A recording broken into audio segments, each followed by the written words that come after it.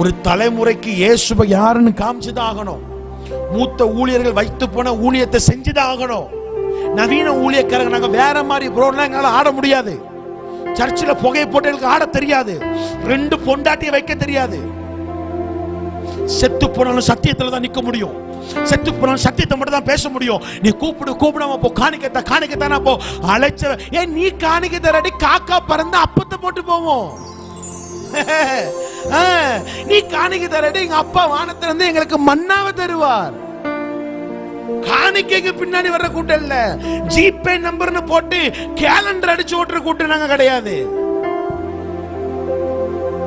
இந்த ஊழியத்திற்கு விதைக்க விரும்பினாலும் அக்கௌண்ட் போடுற கூட்டம் கிடையாது.